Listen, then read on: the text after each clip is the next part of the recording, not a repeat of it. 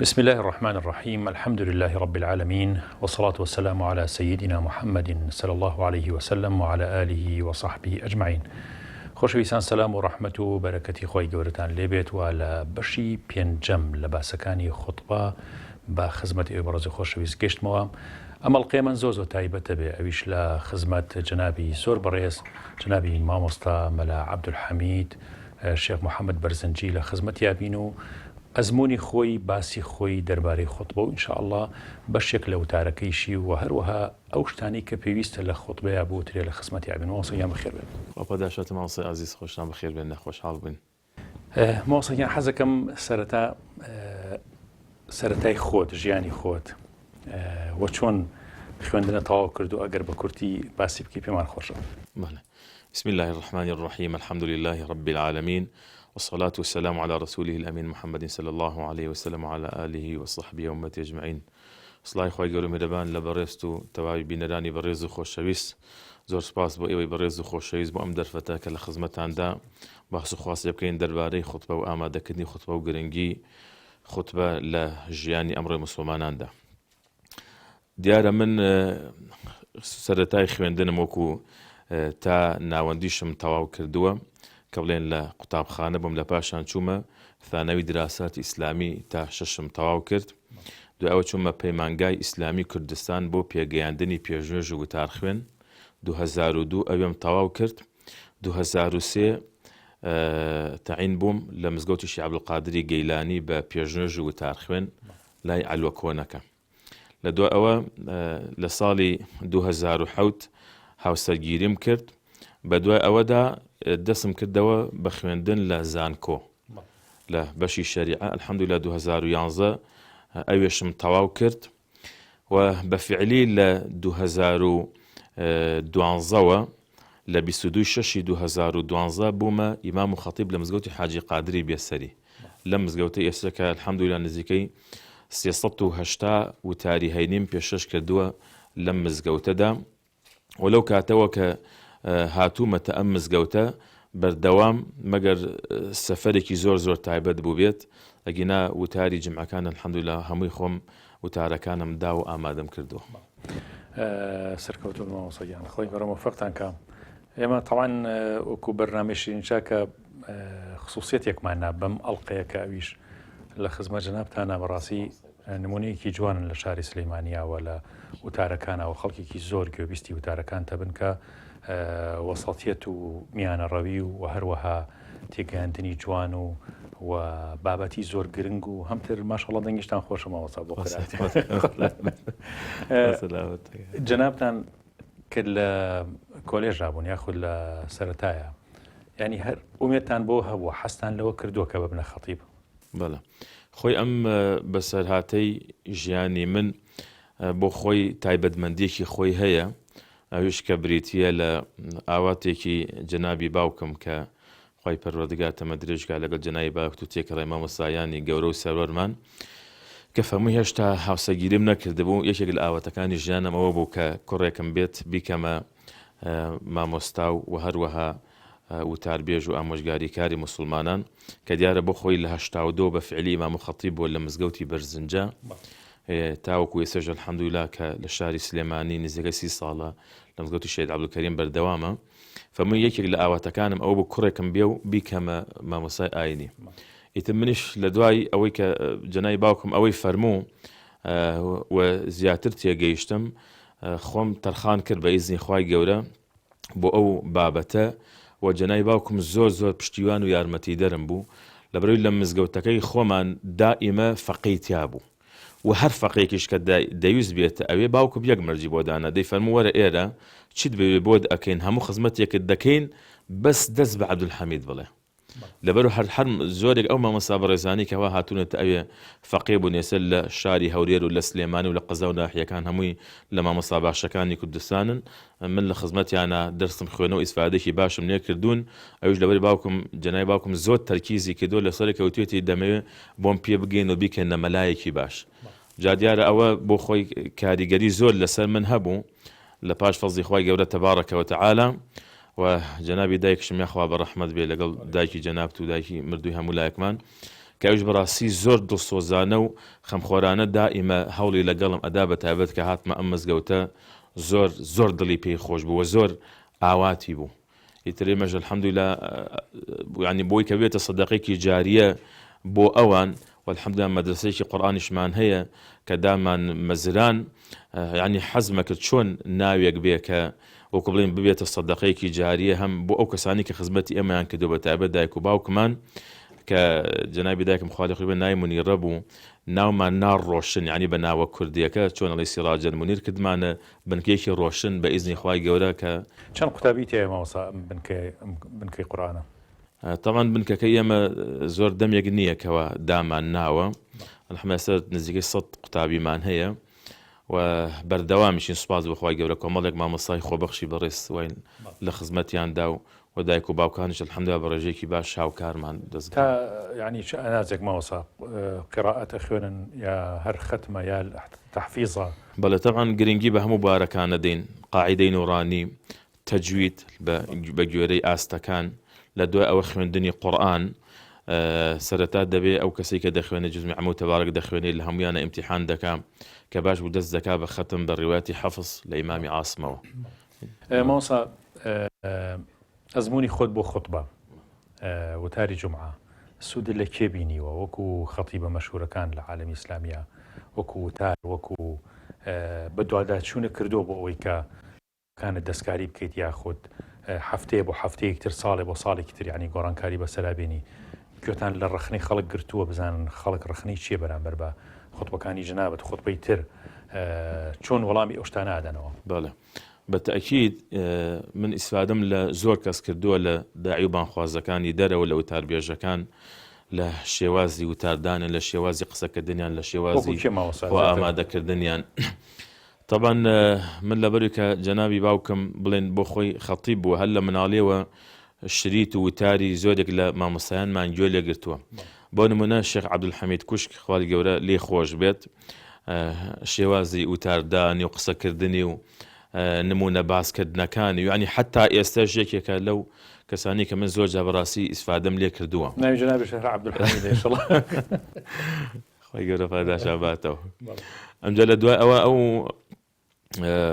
کەسە تازانش کە بەڕاستی لە عالەمی ئیسلامیە بۆ نمونە وەکو دکتۆر تاریق سوەیدان کە هەنێ بەرنامەی هەبووە ئەتوانم بڵێن بەرنامێکی تایبەتی بۆ کە چەند ئەلقە بووە هەر هەمووی بە تەواوی دانیشم بە دیارەوە ئیسفادەم لێ کردووە. دکتۆر محەممەد ڕاتب نابلوسی خی پەروەردگار پاداشی بە خێری باتەوە تەمەەن درێژیان کات لەسەر خێر شێوازی قسەکردنیان ئوسلوبیان باس و خواسە عیلمیەکانیان لێرەش بەڕاستی کەسانی بەتوانامان وەکو مامۆستای بەڕێز دکتۆر عوسمان هەڵەبجەی کە الحەمدولillah پیاوێکی بەتوانایە لە شاری سلێمانی ئەو مامۆستا بەڕێزانێتی وەکو مامۆستا محەممەدی مەلافایق و جەدی مامۆستایەتێک کە دۆستایەتی و خۆشەویستی و تێکەڵاویمان هەیە بەڕاستی ئیسفادەمان کردووە لە مامۆستا نسبەت خوتبەی جومعەوە وا نابینی کە مامۆستایانی خەتیب ئیتر ئەوقافی هەڵسە یاخود یەکێتی زانایان یاخود هەر زاناکان خۆیان بە وەکو گروپێک کۆبوونەوەیکی وایان هەبێت کە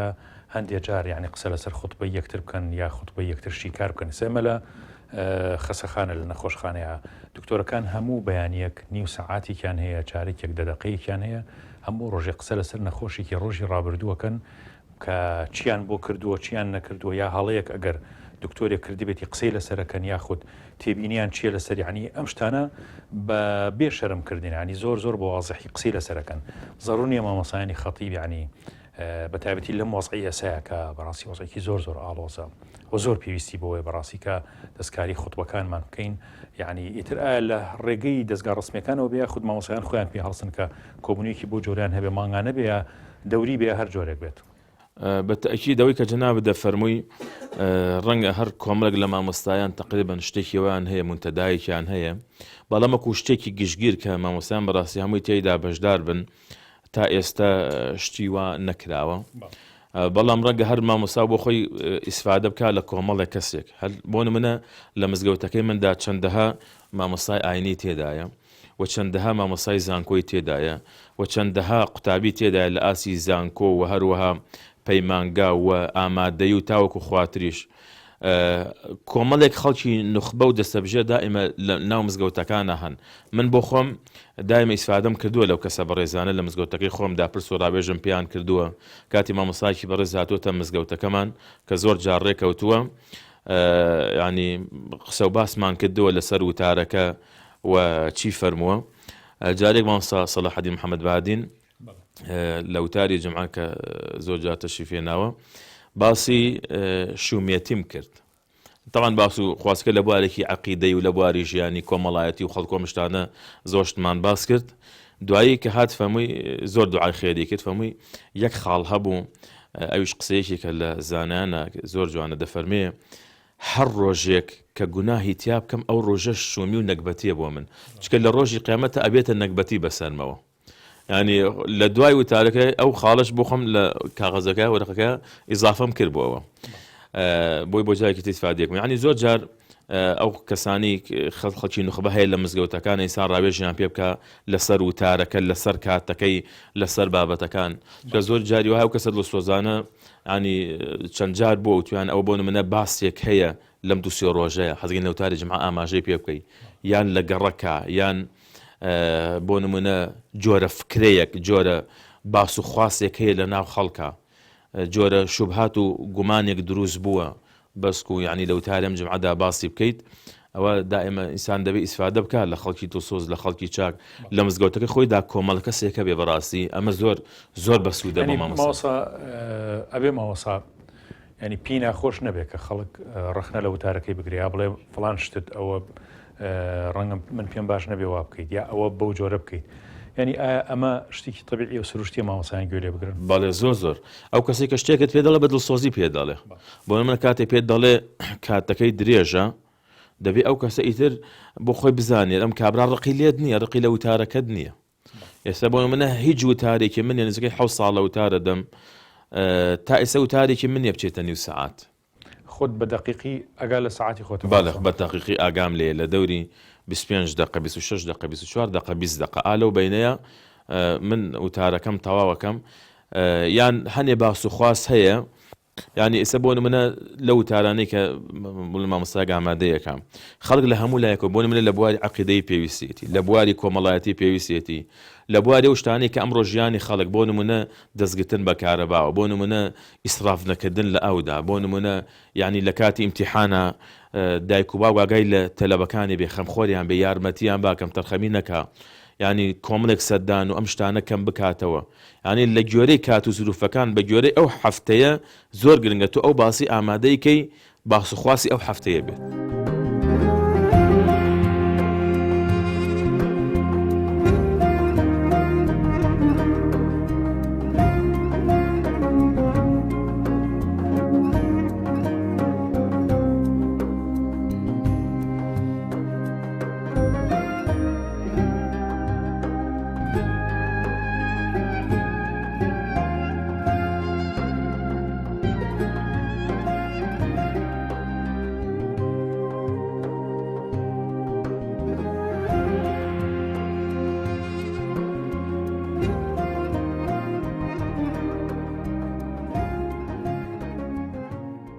فرمووی ئینی ئەعوذ بالرحمن منك إن كنت تقيا، من پەنا دەگرم بەخوای میهرەبان لە تۆ ئەگە تۆ لە خوا ترسیت وازم لێ بێنە، لێم دوور بکەوەرە و زیانم پێ مەگەێنە. جیبریل عەلەیهی السەلام فەرمووی إنما أنا رسول ربك لأهب لك غلاما زكيا، فەرمووی ترست نەبێ من نێدراوی پەروەردگارم بۆ ئەوەی کە منداڵێکی پاک و خاوێن و چاکت پێ ببەخشم. ئالەو کاتەدا مەریەم فەرمووی ئەنا یەکون لی وەلد وەلەم یەمسەسنی بەشەڕ وەلەم ئەکو بەغیە، مەریەم وتی جا چۆن من منداڵم دەبێت لە کاتێکدا کە هیچ بەشەرێک نزیکم نەکەوتووە واتە هاوسەرگیریم نەکردووە و من کەسێکی داوێن پیس و خراپیش نیم. تۆ وتارێکی خوێندەوە هەستی کردووە لە دەموچاوی خەڵکەکە بێتاقەت بوون و مانوو بوون، ینی خەتیب هەستە کاکە خەڵک مانوو بۆ بەتەئەکید چکەمە بۆ خۆمان بەر لەوەی کە خەتیبین لە چەندین مزگە و نوێژمان کردووە و ینی بۆ خۆمان نەزانین کامە بۆ منە ئیجابیاتی وتاربێژەی و کامەی هەندێ جار بۆ منە من بۆ خۆم بیستومە لە مامۆستا کاتێک کە مزگەوتەکەی تعمیر کراوە و یا تێک دراوە وتوێتی ئەم ساڵەی کە ئەم شەژمانگەی کەوتارم نەبووە بەقەر ئەو 20 ساڵێک کە خەتیبم ئیسفادەم کردووە چونکە هەر جمعی چوون بۆ لای مامۆستایەک زانی و مەسیفاتە باشەکانی چێت زانی و مەسیفاتە خراپەکانی چێوەی کە جێگای گلەی و ڕەخنەیە. بەڵێ مامۆستا خۆتبە چۆن حازرەکەیتەوە یان لە کەیەوە بۆ کەی خەریکیەبی هیچ ئەخوێنی تۆ پێش ئەوەی بڵین ئەم جمعەیە کە خۆت حازر کردووە ئەم جمعەیە کتێبە خوێندۆتەوە یا کتێبی بۆ خوێنیتەوە یان مەسادیر و ئینتەرنێت و ئەمانە بەدوایە ئەڕۆیت خۆت حازرەکەی؟ بەڵێ طبعا ئەو من وتاری جمعە تەواو بوو ئیتر بۆ خۆم بەرنامە دانم یعنی باسوخواسی وا هەیە بۆ من ئەگەر بمێ و لەسەر باسێک بدوێم طبعا ئەمە فەزلی خوایە تەبارەکە و تەعالە هەوڵە دەم هەرچی لەسەر ئەو بابەتە هەبێت کۆی بکەمەوە بۆ ئەمە باسی سڕی دقەکەم هەرچی ئاەت هەیە لەسەر ئەوە فەرموودەکان رسول الله عليه الصلاة والسلام جاری وهە بە 2 هەفتە یان بە 3 هەفتە بابەتەکە تەواوە بێت دێم ئەو بابەتان هەر هەمووی کۆکەمەوە جاری وا هەیە بەو زنجیرێ باسێکە ئێشتا بەوەش تەواو نابێت باسەکان لای خۆم دانێم ینی هەوڵە دەم بە تەواوی هەموو لایەنەکانی ئەو شتێک کە دەمێ باسی بکەم و وتاریش تقریبا کە وتاری جمعەم تەواو کرد لە ڕۆژی شەمە و یەکشەمەوە ئیترە گەر بگەم ڕۆژی یەکشەمە بەرنامەکەم دەست پێ نەکرد بخێزان ماگادار مەکاتەوە دەڵێ ئیترەوە کاتی وتارەکە داتەوە بەرنامەی وتارەکە دابنێ ئیتر دانیشم کۆ یەکەمەوانێ بابەتەکان هەمووی کۆکەمەوە لەسەر پارچە کاغەزێ دەینووسم بابەتەکان هەمووی کۆکەمەوە تاوەکو ڕۆژێ یان 2 ڕۆژ پێش ڕۆژی جمعە ئەم جادێم هەمووی دەخەمە سەر کاغەزێک و کۆی دەکەمەوە ئەم جادا ئەنیشم ئەم وتارە ئەخوێنمەوە بۆ نمونە بەتایبەت پێش جمعە سەعاتێکی بمێنێ چۆن ئەو وتارە لەسەر مینبەر دەیخوێنمەوە ئەو وتارە ئاوا ئەیلێم وشەیەک پێویستی بە گۆڕانکاری عیبارەتێک پێویستی بەوە هەیە ماوسە تۆ هەر ڕوو سەقلامە نووسی ینی سەر قەڵەمیە وتارەکان و نووسیتەوە هەمووی نانووسمەوەنێ تقریبا ئەو شتانی کەوا زیاتر تایە گرنگە هەرچەنە من قەنەعەتم وایە نووسینەوەی بابەتەکە زۆر گرنگە بۆ خەتیب لەبەر ئەوەی جاری وا هەیە قسە ئەڕوا بەم لاولا ینی جاری وهە لە دەست خۆی دەرەچێ لە دەم خۆی دەرەچێ شتێک ناچێتەوە سەر مەوزوعەکە یان شتێکگەڵەیە کە ئەڵێ خۆزگایە نەموتای لەبەر پەیوەزێ بەو خاڵانی کەوا نووسیویەتی ئەمە زۆر باشە ئەمجا لەسەر ئەو بابەتە چی پێویست بێ لە تەفسیر لە شەرحی فەرموودەکانی رسول الله عليه الصلاة والسلام زۆر ضرورە قورئان و سنت یعنی زۆر تەرکیزی بخرێت سەر ماوەسا لە خوتبە بەتەئکید چونکە کۆمەڵی ئەحکام هەیە بۆ منە قورئان بە کورتی باسی کردووە فەرموودەکانی رسول الله عليه الصلاة والسلام دێ تەفسیلی پێداوە و شی کردووەتەوە و باسی ئەوانەی کردووە بەتایبەت ئەمڕۆ بەداخەوە ینی لەم قۆناغەدا کۆمەڵێک شوبهات و کۆمەڵێک گومان دروست دەکرێت بۆ مسلمانان لە ئەس فەرموودەکانی رسول الله عليه الصلاة والسلام چەندەها گروپ و کۆمەڵ و تاقم لەم شێوازە پەیدا بوون کە لە کوردستانی خۆشمانە بەڕاستی کەم نین بەداخەوە لەبەرەوە زۆر گرنگە مامۆستایانی ئاینی گرنگی بۆ بابەتانە بدەن و گرنگی بدەن بە فەرموودەی رسول الله عليه الصلاة والسلام و گرنگی بدەن بە ڕۆڵی هاوڵانی پێغەمبەری خوا علیه السلام ئەو زانە پایە بەرز و بەڕێزانەی کە لە ئومەتی ئیسلامیە چەندین سەدە خزمەتی ئەم ئاینەیان کردووە و ئاماژەکردن بە ئەو جۆرە فکرە و بۆچوونانەی کە هەیە بەڕوانگەیەکی علمی وەڵام بدرێتەوە بۆی ئەو شوبهاتە لە لای خەڵکی نەمێنێ بەڕاستی مامۆستا لە ناو خوتبەکانە بڵین هەندێک جار هەندێک مامۆستا بڵین شتی ئیزافەی بۆیێت شتی زیادەی بۆیێت لەو بابەتە ڕەنگە زۆر بە قووەتیش بێتەوە ئەو بەسەر هاتووە کە خۆت گرتوێ بۆی لە مۆزوعەکە دەرنەچی کە لە کاتێکی شایانی حەزی کردو ئەو مۆزوعە باس بکەن چیرۆکێک بەسەر هاتی هاتوۆتە پێشەوە خۆی ئەو شتێک کەوا جاری وە هەیە لە کاتی وتارەکەیە شتێکت بۆ نمونە بیر دەکەوێتەوە یا ئەو شتت بە گەرنگی دەزانی ئەگەر پەیوەزی بە بابەتەکەەوە باسی کەیت و لەو کاتەشی کە بۆ خۆت مەزەدەت کردووە لەو کاتەش دەرنەچێ باسکردنی باشە بەڵام ئەگەر باسەکە دوور و درێژە بۆەوە خەڵک بێتاقە دەبوو یاوە خۆت باسەکە ئەڕۆی بەلای شتی ترە چکە یەکێک لەو گلەیانی کە من بۆ خۆم لە خەڵکیم بیستووە دەڵێ وەڵڵاهی مامۆستا ئەوەنەی شت باس کرد حەد نازانم بەڕاستی بۆی کۆ نابێت بڵێ باس و بابەتەکە چی یعنی ئەوەنەی باس کردەوە بۆ نمونە تۆ حەدیثی باس کرد رسول الله صلی الله علیه و سلم فەرمێ حەو کۆمەڵ هەن لە ڕۆژی قیامەتە لەژێر سێبەر عەرشی خوادان ئەمە بەشی حەو وتارەکات بەڵام تۆ لە وتارێکە هەمووی باسکەی یا جار لە خاڵێکیان نەدەچی حەدیثی تر هێنی ئەوی 3 خاڵی تر باس دەکەم کابرا گەر پێ بڵێم لەن مامۆستا باسی چی کرد یعنی بۆ خۆی نازانێ مامۆستا باسی چی کردو لەبەرەوە بەڕاستی پەیوەزبوون بەو مۆزوعە کە تۆ بۆ من لە سەرەتاکەدا لە سەرەتای یعنی لە دەقەی یەکەمدا ئەو کەسێک کە دانیشتووە بزانێت تۆ وتارەکە و باسی چییە یا بیا بۆ خۆت باسێک بۆ من دەڵێ ئەمڕۆ بەشی دووهەم یان زنجیری دووهەم لەو باسانی کە کردمان سەبارەت بەوە ئیتر کابرا ئەزانێ وتارەکەی تۆ لەسەر ئەوەیە. بەڵێ ماوەستا مۆزوعەکە زۆرێک ئەگەر جنابش متابعی ئەڵلقەکانت کردووە گلەیی خەڵکە ئەوەیە کاڵن مامۆسا زۆر مەسائلی سیاسی باسەکە لە کاتێکا کە ئێستا مەسائلە سیاسەکان لە هەموو شوێنەکە باسەکرێت خەڵکێتە مزگەوت زیاتر بابەتێکی ئەخلاقی ئیمانی پەروەردەیی وەربگرێت ینی بێزار بۆ لە دەرەوە حەزەکە لەمەیە شتێکی باش لەبەرەوە حتا باسەکانی گەندەڵی باسەکانی خراپ بەکارهێنانی سەرۆتیە وڵاتە بە ئەمانش ینی سواون ئەمە لە لایەک سواوە لە لایەکی تریش ئەو مەسئولی تۆ قسی لەگەڵاکەیت لە مزگەوتەکان نیێتە گوێ لەو تارێکەوە خەڵک ئەوەی هاتوۆتە مزگەوتەکە بێزارە بێتاقەتە ئەوێ پەروەردەیەکی باش وەربگرێ ضروري نییە تەرکیزی خۆت بەس زۆر لەسەر لایەنی ئەخلاقی و ئیمانی بێت بەتأکید خۆی ئەوەش کە خوای گەورە سبحانه وتعالى دەفەرمێت يا أيها الذين آمنوا إذا نودي للصلاة من يوم الجمعة فاسعوا إلى ذكر الله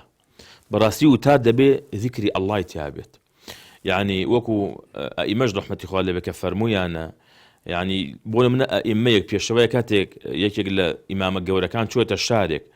یەکێک لە فەزڵەکانی کە باسن گوتویانە ئەوە بووە تا ئەو پێش ئەوەی ئەو بچێ وتویانە قال فلان و فلان کە ئەو جوتوێتی قال الله و قال الرسول خەڵک بەڕاستی پێویستی بەمەیە ئێستا تۆ فەیسبوک چی باس کرد فەیسبوک چی ئەڵێ تۆ بی لە وتاری جمعەیە هەمان شت بڵێیتەوە یەکابرا بۆ نمونە ڕەنگە لە بواری سۆشیال میدیا لە تۆ بەتواناتر بێ ڕەنگە چەندین پەیج و ئەکاونت و ئەم جۆرە شتانی هەبێت لەبەر خەڵکێکە پێویستی بە بابەتێکی ڕۆحیە پێویستی بە بابەتێکی ئیمانێ پێویستی بەوەیەکەوە لە دینەکەی شارەزا بێت ئەنی کابرا جاری وا هەیە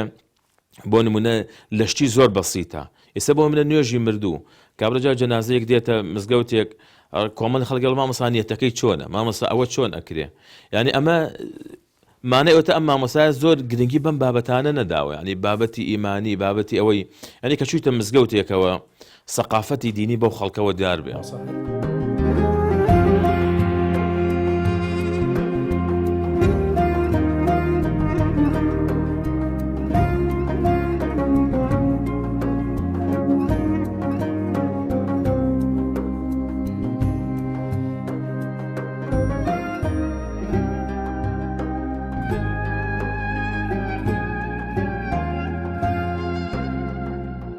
مامۆستا عەبدولحەمید پیاوێکە بەڕاستی هەموو تاربێژە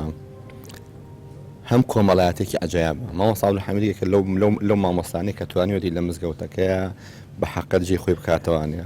مامۆستا عەبدولحەمیدێکە لەو کەسانەی کە بە خەم خەڵکەوەیە ینی کەسێکی ئیداریە کەسێکی کۆمەڵایەتیە کە خۆی بۆ خۆی ئەمە بۆ مەلا شتێکی زۆر باشە مامۆستا عەبدولحەمید ینی باوەڕکە لەوانێت لەم ئەم مزگەوتە ئێمە بەس نوێژ خوێنی عنی هاکەزایی لەوانێت 200 نوێژ خوێنمان هەبێ لەوانێ مامۆستا عەبدولحەمید ناوی هەردووسانی لەبەر بێت کەسێکە بەڕاستی گونجاوە کەسێکی بەڕاستی پیاوێکی زۆر زۆر محتەرەمە ئێمە وەکو خۆمان زۆر بەدڵمانە لە ڕووتارەکانی شوێنی مامۆستا عەبدولحەمید سیفەتێکی هەیە کە من زۆر بەدڵمە دوو چەمک تێگەڵاوە کات ئەم دوو چەمکەش ئەوەیە هەم باسی ئیمانیە هەم باسی ئەو حەدەسانەیە کە ڕوەیە ینی زۆر جار کە حەدەسێت لەو هەفتەیە ڕوەیە مامۆستا عەبدولحەمید ئەیهێنێ هەم باسە ئیمانیەکە ئەکا هەم تەشکیلەشیەکە لەگەڵیە ینی تێکەڵکێشیەکە کە ئەمە خۆی بۆ خۆی بەڕاستی شتێکی زۆر مهمە وەکو ئیسفادە ئێمە مامۆستا عەبدولحەمید بەڕاستی نەژ ینی هەر پیاوێکە هەر بە بینینی ئیمانمان نوێ بێتەوە مامۆستا عەبدولحەمیدێکە لەو کەسانی من دڵم زۆر پێخۆشە وەکو خۆم وەکو نوێشکە لە مزگەوتەیە و لە ڕووی وتارەکانی شەوانە سوپاس بۆخوا باشە ینی ئیسفادە ئیمانیمان لێ کردو ئیسفادێکی باشمان لێ کردو هەم لە خۆی هەم لە وتارەکانیش وتارەکانی کورتن یا درێژ وتارەکانی زۆر زۆر باشن نە درێژ و نە کورتن ینی تقریبان مام ناوەندن ینی ینی چۆڵی ئەو کەسانی کە گوێگرن لە وتارەکانیانە بێتاقەت نابن مامۆستا مزگەوتەکەمان چەندێ ڕووناکە ئەوەنێتر بە وتەکانی بە وتارەکانی ئەوەنێتر مزگەوتەکەمانی ڕوونا کردوێتەوە بە دەنگە خۆشەکەی بەو وازانەی کە بۆمانە خوێنێتەوە بەو وتارانەی کە پەیوەندن بە کاروباری ڕۆژانە و ڕووداوەکانی سەردەمیانە لەگەڵەوەشە مامۆستا عەبدولحەمید خوای گەورە پایدارتری کە بەڕاستی کەسێکی کۆمەڵایەتی و باش و خۆشەویستە لە سنوورەکەمانە و هەمیشە شوێندەسی دیارە و کاریگەری باشی لەسەر هەمومان دروست کردو ئینشەڵڵا مامۆستا یاخود مەلای مزگەوت تا چنێک کۆمەڵایەتی بێ و بەدەم خەڵکەوە بێت زیاتر مزگەوتەکە ئاوادان نابێت. طبعاً ئەوە وتەیەکی جوانە بەڕاستی مامۆستا خۆی هەمویان کۆمەڵایەتی بەڵام گەر کۆمەڵایەتی زیاتر بێت چاکترە. سپاس بۆ خی گەورە مامۆستا عەبدولحەمیدێکێکە لەو کەسانێکەوە کەسێکی کۆمەڵایەتیەوە بگرێ یەکە بە یەکە هەمومان لەوانەیە بناسە و علاقەیەکی باشی لەگەڵ هەمومانە هەیە. مامۆستا کە کەسێکێتە ناو وتاری جەنابەت کە گەڕایە خلاصەیەکی وتارەکەی جەنابەت علمیەتێک لە وتارەکەت وەربگرێت یعنی پێی بمێنێت ئەمە ئەو زادەیە کە ئەو کەسە لەو هەفتەیە ڕەنگە بۆ مانگە بۆ ساڵێکی پێویستی بەتەئکید یعنی جاری وایە تۆ بۆ نمونە شتێک بۆ خەڵک باز دەکەیت کابرا جاری وایە ینی مەخۆم بیستمەوتێتی لە مەجلیسێک ئەوتویانە وەڵڵهی فڵانە شت دوایە کۆتێت بابە من 10 ساڵ لەمە پێش مامۆستاکە ئێمە باسی کردووە ینی لەو کاتەوە هەڵی گرتووە جا هەنێ بەسەرهات هەیە زیاتر لە بڵێن زیهنی خەڵکە ئەمێنێتەوە بۆ نمونە وتارێکت داوە بۆ نمونە 20 دقە 25 دقە بەسەرهاتێکی تایە کە باسی ئەو بابەتەکەی تۆیە تەماشاکەی کابرا دەڕوا لە چەند شوێن باسی ئەو بەسەرهاتەکە کە تۆ باست کردووە یا ئەوە زۆر تەبعاً زۆر کاریگەری هەیە بۆ وتارەکە کاتێ بۆ نمونە مانگی ڕەمەزان دێت باشە ئیتر مانگی عیبادەتە تۆ باسی قورئان خوێنن دەکەی ئەو خەڵکە زیاتر دڵی گەرمە بێ بۆ عیبادەت باسی سەدەقە و خێر و بەخشی نەکەی جا یەکێک لەو هەینیانە کە ناویان ناساڵک ناوێن نا هەینی هیوا پارێن کۆ کردەوە بۆ بڵێن نەخۆشخانەی هیوا داوایان لە ئێمە کردتر تەوا منیش باسی سەدەقە و خێر و بەخشین و یارمەتیدانی خەڵکانی هەژار و نەدار و بەتایبەت نەخۆشەکان و ئەوانە وتمەوە دوای جمعە هاوکاری کۆ دەکرێتەوە بە ئەو نەخۆشانە الحەمدولیلا نزیکەی 13 ملیۆن قسوود لەو تارە جمعەدا کۆبووە لەو جمعەیەدا بەڵێ و چەند جاری تر کە بۆ لە جاو لە نوێژێکی تراویحە بڵێن پارەمان بۆ نەخۆش کردوەوە زیاد لە 7 ملیۆن کۆبووە کاتێ بۆ نمونە تۆ مەبەستم کاریگەری قسەکەیە تۆ بۆ نمونە ئەڵێ ڕەسوڵ الله صلی الله علیه وسلم ئەوە هانیداین بۆ سەدەقە دەفەرمێ الصەدەقە لتطفئ عن أهلها حر القبور گەرمایی ناوگۆڕ لە ئینسان دوورە خاتەوە تووڕەی خوای گەورە دەکوژێنێتەوە ئەو خەکە زیاتر دڵی گەرمێ لەبەرەوە مەبەسم لەو تارە وەکو جەنابەت فەرمووت کابرا خولاسەیەک کورتەیەک شتێک بەڕاستی ئیسفادەیەکی ئەگەر هەموویشی لەبەر نەبێت کورتەیەک بزانێت تۆ باسی چیت کردووە ماوەسە باسەکانی قیامەت حەشر پردی سیرات میزان بەرزەخ ئەمانە چەند ضرورە بەڕاستی وجودی هەیە چونکە ئەمەیە خەڵک والیەکە کە چاکە بکە ئەمەیە خەڵک والیەکە باش بێت ساڵح ببێت بەتەئکید طبعاً ڕەسوڵ الله عەلەیهی سەڵات وسەلام لە وتارەکانیدا باسی هەموو ئەمانەی کردووە ینی جگە لەوەی کە وتار بە تایبەت باسی هەرێکێ لەو مووقیف و لەوانەمان کردووە لە ناو تێکڕای وتارەکانیشدا باسی ئەوەمان کردووە بۆ نمونە تۆ باسی هاوکاری خەڵکیەکەی ڕەسوڵ الله عەلەیهی سەڵات وسەلام فەرمیێ و کەسێک کە بڕوا یارمەتی برایەکی مسلمانی بدا هاوکارێکی بکا و کارێکی بۆ ئاسان کات خوای پەروەردگار تەبارەکە و تەعالا پێیەکانی جێگیر دەکات لەو ڕۆژەی کە پێکان دەخلیسکەین لەسەر پردی سیرات لەو ڕۆژە ناڕەحەتیەدا خوای گەورە پێجێگیر یعنی لە ناو وتارەکانیشە لە هەر باس و خواست بۆ نمە باسی زوڵم و ستەم و ناحەقیەکەی ینی دیمەنێکی مەشەدێکی قیامەت دەهێنی توانێ باسی ئەوەکەی باسی بۆ نمونە خەڵک زەوی خەڵک داگیرەکات زەویێکیان هەیە بەیەکەوە دەچێ ناوێنی بینی زەویەکەی دەگوێزێتەوە دەڵێ ڕەسوڵ الله صلی الله علیه و فەرمێتی لعن الله من غير من نار الأرض دەک بێبەشبی لە ڕەحمەتی خوا ئەو کەسێک کە ناوێنی زەویەکەت دەگوێزیتەوە ینی ئەمە پێ دەڵێ کابرا دەترسێت ماوەسە چیرۆک و بەسەرهاتان لایە کە خەڵکات بێ دوای وتارەکە یا کاتێکی تر دوتی ماوەسا من لەخوا بەزایبێتەوە بۆم کردووە گەڕاومەتەوە ئەم وتارانە زۆر کاریگەری لەسەر من بەڵێ ئەم باسی جەنابن نییە بەس باسی وەی کە کاریگەری وتار چەندێک ضرورە بەڕاستی ئەوە لا هەیە و نمونانە طبعاً ئینسان پێش هەموو شت طبعاً من ئەوە نصیحەتی بڕۆ تەماشای هەموو کتێبی ئەهلی عیلم کە کەشتیان نووسیوە یەکەم بابەت فەرموودەی ئینەمە الأعمال بالنیات باسی ئیخلاسیان کردووە جا دائما جێکێک لە نصیحەت و ئامۆژگارەکانی جەنای باوکم لە منداڵ هەر ئەوە کە فەرمووی هەتا ئێستەش بەردەوام دەفەرمێ ڕۆڵە گیان هەمیشە ئیخلاست هەبێ کارەکەت بۆ خوا بێ هەچی دوود لە پێناوی خوا بێ ئەگەر شتەکان ئینسان بەو شێوازە بە ئیخلاس و بەدڵ بێ لێ بەیزی خوای گەورە کاریگەری زۆری دەبێت حەقیقەتەن ئینسان بۆ خۆشی زۆر جار ئەوانە دەبینێت بەڵێ لە ناو شاری سلێمانی لە گەڕەکە دوورەکان حتا لە بەکرەجۆ لە چوارچرا لە بەختیاری و لە دەرەوەی سلێمانیش لە شوێنی ترەوە کە خەڵک دوای جمعە هاتووە بۆلام دەڵێن کە ئێمە لە شوێنێکی دووترەوە هاتوین بۆریات دەڵێ من بۆ نمونە نوێژم نەکردەوە پێشتر ئاوا و ئاوا بووم ئێستا الحەمدولیلا لە وتارێکەوە لە ئامۆژگاریەکەوە سوپاس بخوا گەڕاومەتەوە و زۆر باش بووم. یعنی لە خراپە و بەرەو باش زۆرە، لە بوارە عەمەلێ و باشیەکەیشا نمونەشمان لەوانە زۆرە. یعنی ئەلحەمدولیلا لە مزگەوت زۆر بۆ خۆم هەستم بەوە کە دو جمعەیەکیان باسی بەخشینمان کرد، ئەوەی کە ئەو شتەی تۆ دەیبەخشی کە بەر لەوەی بگاتە دەستی هەژارەکە دەچێتە دەستی خوای پەروەردگار تەبارەکە و تەعالا. بۆی دایکی مادەران عایشە رەضی الله عنها کاتێک کە شتێکی دەبەخشی یەکەم لە چاکترینی ماڵەکەی دەبەخشی، دووهەم باشترین بۆنی لێ ئەدا، چونکە ئێفەرموو ئەمە خوای گەورە وەری دەگرێ. جا دوای جمعە پیاوێک هات بۆ لام هەنێ پارەی هێنابوو بۆ ماڵێکی هەژار. جا کە هێنای کە کردیەوە یەک بۆنی زۆر زۆر تایبەت لێدا بوو، ئەمجا پارەکە تازە دەسی لێ نەدرابوو، یعنی ئەوە تەئسیری بوو لەسەری. یعنی زۆر جار لە وتاردا یعنی لە فەزڵی خوای گەورە بەزیابێ کاتێک کە تۆ شتێک بە خەڵک دەڵێی لە وەستانی ڕیزەکان لە وەرگرتنی ئامۆژگاریەکان، چکە زۆر جار ئێمە ئەوە مانوتووە تۆ یعنی گوێ لە وتاری جمعانە دەگریان لە ڕەمەزان ئەم هەموو وتارە لە ڕادیۆکان لە تەلەڤیزیۆنەکان چ گۆڕانکارێکی لە ئێمەدا دروست کردو بەڕاستی. ئێمە پێویستمان بۆ گینە خۆ وتار زۆرە.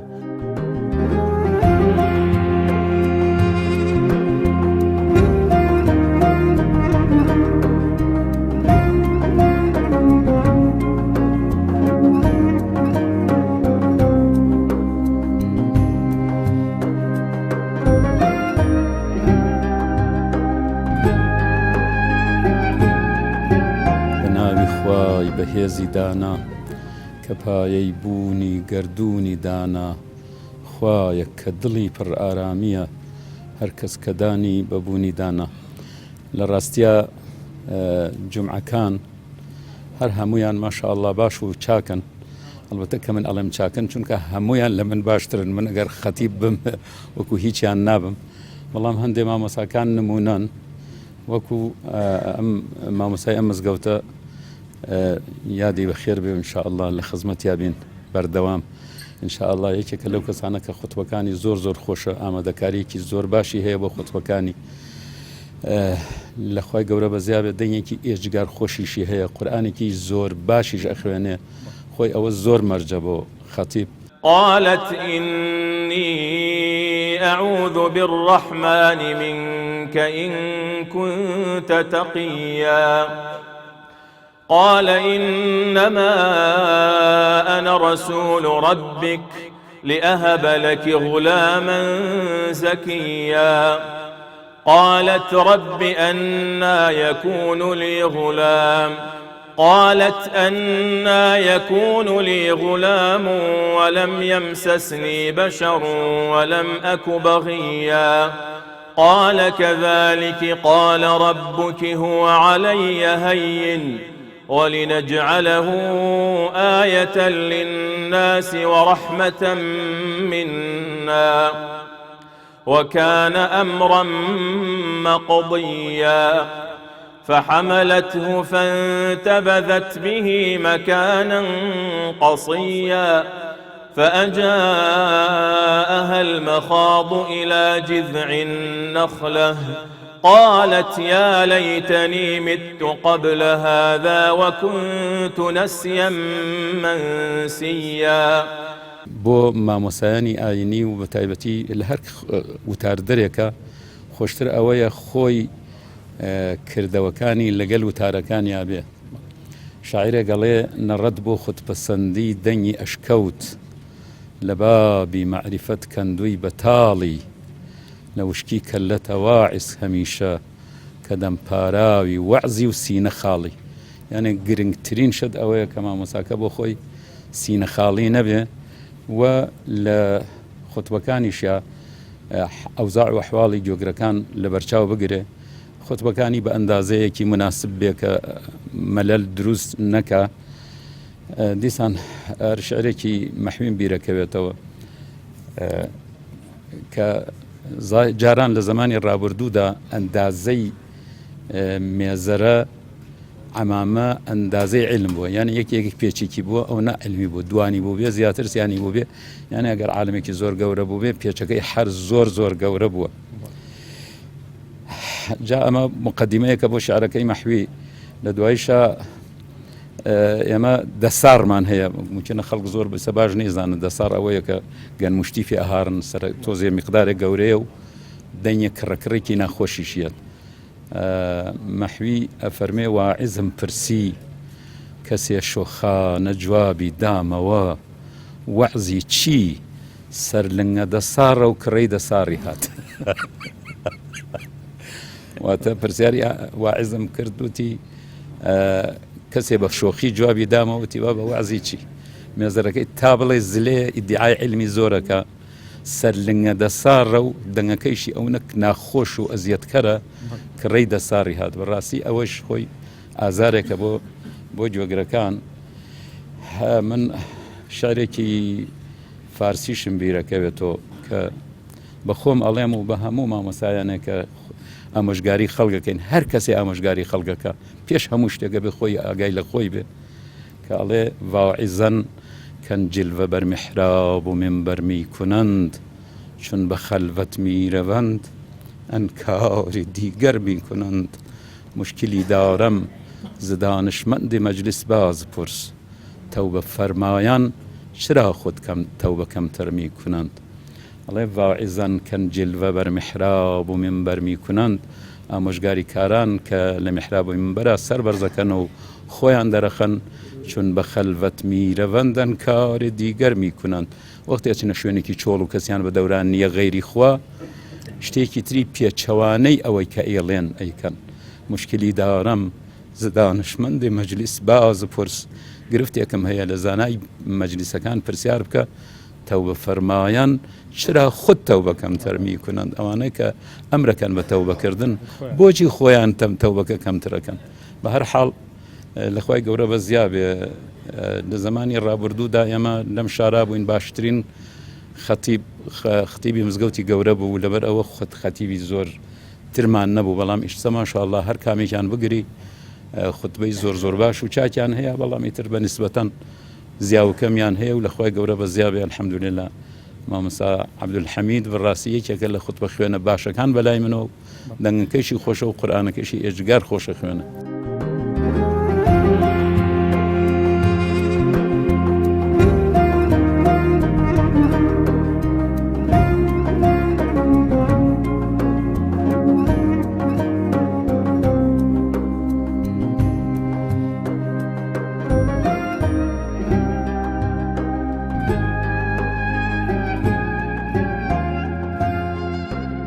ئەگەر بینە سەر بواری کۆمەڵایەتی مامۆسایان بە تایبەتی خەتیبەکان جەنابەت ماشەڵڵا زۆر کۆمەڵایەتی تو ئیجتیماعی چەند زەرورە بەدەم خەڵکەوە بێت ینی بەدەم بوونەکە بۆ نەخۆشیە بۆ سەرقەبران و تەعزیە و بۆ یارمەتیدان و بۆ دڵخۆشکردن و حتا جاری وایە کەسێ موسیبەتێکی لێ قەومێتەوە کە مامۆسایە چێتە ماڵەکە و قسەیەکی خۆش بۆ ئەو ماڵاکات کۆمەڵە فەرمودیان بۆ هێنێتەوە کۆمەڵە ئاەتی پیرۆزیان بۆ شەرحەکات یان نمونەیە لە سەلەفی ساڵح باسەکە بۆیان ئەو ماڵە بەڕاستی هێمنێکی عجایبتر ڕووی تێکالەوەی کە کەسێکی هەتا خزمی خۆی سەردانیەکات و هیچی پێناڵێ خۆی مامۆسای بەڕێز یەکێک لە کارەگرنگەکانی مامۆستا ئاینی کە زیاتر ڕۆڵ و کاریگەریشی هەبێت بریتە لە بوارە کۆمەڵایەتیەکە ینی هەنێ جار کە بڵێن لە گوێرەی کات و مەجال پێشبان دەچمە مزگەوتدا ئەنیشم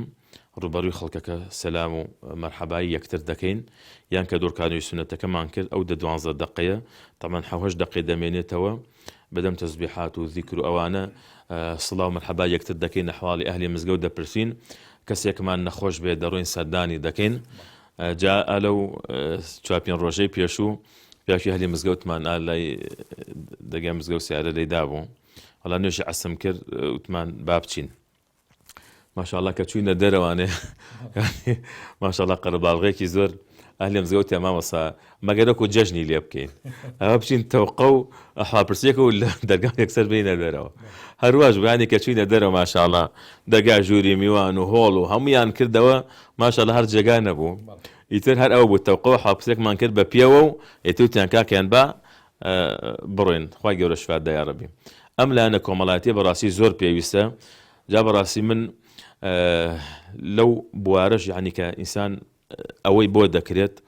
ڕەنگە بڵێن کاتێکی زۆر لە ماڵەوەش بگرێ بەڕاستی من ئەنی دوعای خێرەکەم بۆ خێزانیشم کە بەڕاستی خوا پاداشی باتەوە زۆر یارمەتی دەر و دەستباری بۆ من گێتەوە چکە جاری وا هەبووە من یعنی بە هەفتە بووە شەوێک نەبووە دوای عیشا من لە ماڵ بم بە دەڕۆژ ینی بەدەم سڵح و بەدەم ئاشتەوای و بەدەم کێشەی خەڵک و بەدەم نەخۆش و بەدەم پێداویستیاتی خەڵکەوە ینی زۆر جار ئەوانە بووە بە ینی کاتێکی زۆر ئەو هاتوویتەوە یەکێکی تر ینی ئێستا ئەم بەیانیە هەتا ینی نوێژی بەیان کە دۆخەوتومە تۆ چەند تەلەفۆنم بۆ هاتۆ جاری ئەوە جەنازەیەک جاری کەسێکی تر کارێکی خێریان هەبوو پرسیاری هەبوو لەبەر ئەمانە ئینسان دەبێت بەومانوبوونە ماوەسان بەتەئکید چونکە ئینشاءڵڵا ئەوانە بە ئیزنی خوای گەورە هەمووی ئەجر و پاداشتە بۆ ئینسان و ئێمە ئەوەش کە بەڕاستی منیش و جەنابێشە چونکە بڵێن لە ماڵی مامۆستا و عالم و زانایکی گەورەدا گەورە بووین و خەڵک هەمیشە ڕووی تێ کردووە هەمیشە سەردانی کردو و لە کات و ناوەختا و لە هەموو کاتێکە لەبەر خۆمان لەگەڵ ئەو وەزعە ڕاهاتوین ینی بە مناڵی ئەوەمان بینیوە کە دائیمە لە هەر کاتێکە خەڵک کێشەی بێ ڕوو دەکاتە مامۆستای ئاینی بەڕاستی مامۆستاکیان دەربارەی خوێندنەوەی خۆت ینی منهەجە هەیە بۆ خوێندنەوەی خۆت ینی کتێب خوێندنەوە ئەوشتانە بەڵێ طبعا من قەنەعەتم وایە هەر کەس کە شتێک دەخوێنێتەوە یان کە دەرسێک دەڵێتەوە دەبێت منهەجی بێت لەبەر ئەوە کە تۆ بەو شێوازدە بوویت وایمە خۆشمان لەو مامۆستا و شەیخە بەڕێزانە کە لە خزمەتیاندا بووین بەڕاستی هەر بەو شێوازدە بووین بۆ نمونە من لە تەفسیرەوە لە فقهەوە لە قورئانەوە کە بۆ خۆم ئیسفادێکی زۆرم کردووە لە جەنای باکم خوای گەورە پاداشی باتەوە کارێکی زۆری بۆ تەرخان کردوم لە مامۆستایانی تریش لە هەر بوارەکانی تردا کە خوێنومانە لایانی منهەجی زۆر گرنگە و تا ئێستش جەنابەت دەبزانی ئەمڕۆ وتاردانی ئەمڕۆ زۆر ناڕەحەتە چکە ئێستا ئەمڕۆ تۆ لە ناو مزگەوتێکە کە تۆ وتارە دەی هەموو ئاسێکی تایە کەسێکی تایە زۆر نەخوێنەوەرە کەسێکی تایە زۆر خوێنەوەرە ئەمجا پیاوی تایە ژنی تایە تەلەبەی تایە مامۆستای تایە مناڵی تایە چەندەها مامۆستای جامیعی تایە چەندەها مامۆستای ئاینی تایە کە ئیمامن بەس خەتیب نین لە بەردەم تۆدا دانیشتون چەندەها مامۆستای خۆم کە لە شەریعە و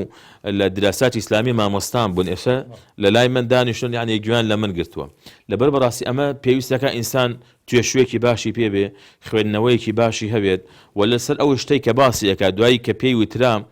فڵانە شت چۆنە تێنا یان لەکوێ تێنا یعنی یەکسەر مەستەر و سەرچاوەکە بزانێت و من بۆ خۆم طبعا وتارەکان هەمووی کە بڵێن ئامادەم کردووە هەمووی ساڵ جام کردووە تەوانێ بۆ نمونە لە ناو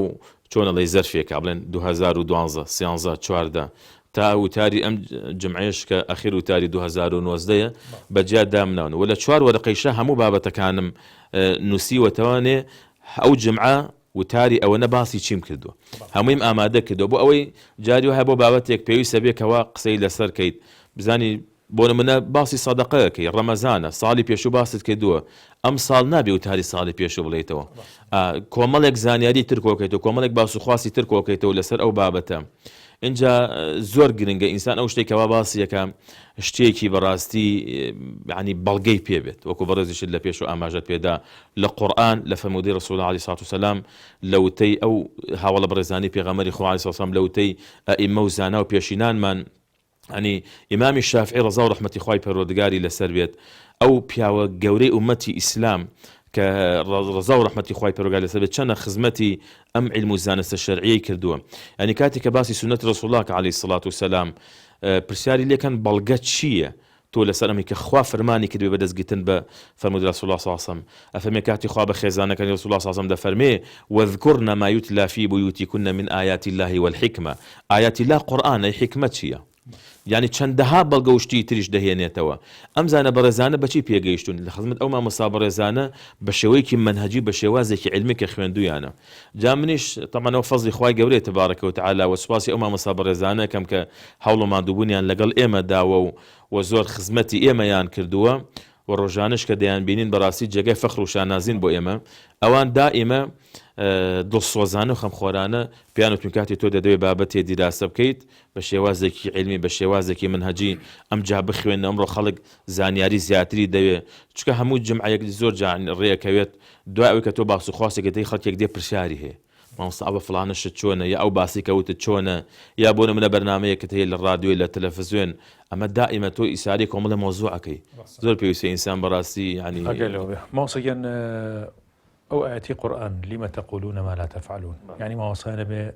چەندێک ئاگایان لەوە بێ کە مەسەلەکانی حەڵالخۆری مەسەلەی وەرع مەسەلەی تەقوا و عیبادەت و جێبەجێکردنی سونەتەکانی پێغەمبەر صلی الله علیه و سلم لە خۆیان چەندێک ضرورە جێبەجێ بکات تا لەو تارەکەیە کاریگەری هەبێت. بەڵێ بەتەئکید طبعا من وەکو عەرزم کردی کاتێک کە ئەو وتارە ئامادە ئەەکەم و پێش جمعەش دعاء ئەکەم ئەپارڕێم بەڵێم خوای گیان ربی اشرح لي صدري طالما ربنا تقبل منا إنك أنت السميع العليم إنسان دەبێت لە پاڵ هەوڵ و ماندووبوونەکەی خۆت هەرخوا دەبێ یارمەتیت هەرخوای گەورە پشیوانە بێ نەڵێ وتارم تەواو کردو ئیتر نە پێویست بە خوای گەورەیە خوای گەورەش داوای لێ کردووی ئەوەی کە ئێدی خۆت بە فعلی یعنی بەرجەستەی بکەیت جا یعنی دائیمە بۆ نمونە کاتێک باسی یەکەم کردووە باسی نوێژی کێشەنگام کردووە بۆ باسی فلانە خێرم کردو باسی ئەو چاکەیەم کردووە دائیمە خۆم هەوڵم داوە يعني یەکەم بم لەو ئیشەیە طبعاەوە دائیمە ینی وەسڵێت و ئامۆژگاری پێشەوەکانیشان بە ڕزا و ڕەحمەتی خوای پەروەردگار لەسەر کە لەو ئاەتە پیرۆزەی خوای گەورە تبارەکە و تەعالا وەریان گرتووە و ئەوەش ینی خاڵێکی زۆر جوان بەڕێزت ئاماژەت پێدا خوا پاداشت باتەوە و ئەوەش یانێکێک لەو نسیحەتە گەورانی کە لە جەنای باوکم وەرم گرتووە ئەوە بووە کە جاری وە هەبووە شەوی هین داینیشانە فەرمێتی ئەوە من بەتەمەن باسی ئەوە بکەم و ئەوە کەسان بۆ من ئەو شتەتانتیانێ یا ئەوە جارە تۆ بۆنە باسی وەزعێکەکەی باسی شتێکەکەی باسی شتێکی تازە دێتە پێشەوە گەنجێکە شتێکە لەم زۆر گرنگە ئەنی ئینسان بۆ خۆی قودوە بێت کە بۆ خۆت بۆ منە ئەو شتە تیا بوو ئیخلاصەکە تیا بوو و بۆ خۆت ئەوەت بە فعلی تیا بوو بەڕاستی خەڵکی چاول لێکە بۆ منە تۆ دەڵ ئیشێکی مزگەوتمان هەیە ڕەحمەتان لێبێ با بیکەین کە خۆت پێش هەموو خەڵکە دەستدایە بە جارێ خەڵکە لەگەڵت بەڕاستی دەزەداتێ و هینەکە بەڵام تۆ هەر ئەمرکەیت ئەو خەڵکە بەو شێوازە گوێ لێ ناگرێت. مامۆستا وتاری بێژگە جومعە بۆ گەرم و گوڕکردنی مزگەوت جەنابتان وتاریکەتان نییە بڵین دوای نوێژە عیشا دوای عەسرانێک سێ شەمانێک یعنی ئایا لە هەفتەیەکە ضرور نییە مزگەوتەکان ئەو جۆرە وتارانی تێبێتەوە کە ڕابردوو هەبووە. بەڵێ بەتەئکید زۆر گرنگە یا بۆ نمونە دوای نوێژی عیشا یان لە جاری کورتیش بێت بەتەئکید شتێکی کورت بۆ نمونە زیندووکردنەوەی سونەتێک یا ئاماژەکردن بە دیادەیەکی ناشرین کە خەڵک خۆپارێزی لێ بکات یا بۆ نمونە جادەیەک هەیە شتێک هەیە لە ناو گەڕەکە جاری وهایە بۆ نمونە 2 دقەی ماوە بۆ قامەت دەتوانیت لەو 2 دقەیەدا پەیامێکی جوان بەو خەڵکە بدەیت زۆرێک لە مامۆستایان من لە مزگەوتەکانی ترش نوێژم کردووە ئەمەم بینیوە پەیامێکی کورت بۆ نمونە جاری مامۆستا دەبینێت سەفەکان جوان پڕ ناکرێتەوە دەڵێ ڕەسوڵ الله صلی الله علیه و سلم فەرموویەتی من سد فرجة بنى الله له بيتا في الجنة ورفع له بها درجة هەکەسێ بۆ شایەک پڕ بکاتەوە خوا ماڵێکی لە بەهەشتا بۆ دروست دەکات و پلەیەکیشی لەناو بەهەشتا بەرز دەکاتەوە دەکەی ئەم کە تقریبا 30 ثانیەی پێچێ تەماشاکی ئەو خەڵکە یعنی زۆر بە جوانی ڕیزەکانیان ڕێک و پێگەکەن و زۆر بە جوانی دەوەستن و لەبەرەوە زۆر زەرورە یعنی تەنها ئینسان بە وتاری جمعە ئیکتیفا نەکات کۆمەڵێک ئامۆژگاری کۆمەڵێک شتی جوان هەیە یعنی لەو بەینانەیە باسی بکات زەرورە. ما المسيح ابن مريم إلا رسول قد خلت من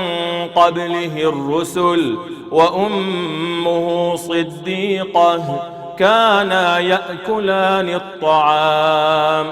انظر كيف نبين لهم الآيات ثم انظر أنا يؤفكون.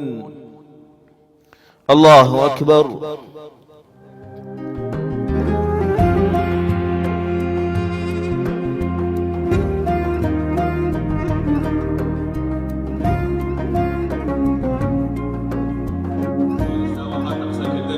فرمي من بندو عبد الله من عبد بندي خواي پروردگارم آتاني الكتاب وجعلني نبيا وخواي قال سبحانه وتعالى كتابي إنجيلي بيبخشيهم وكردومي ببيغمبري خوي وجعلني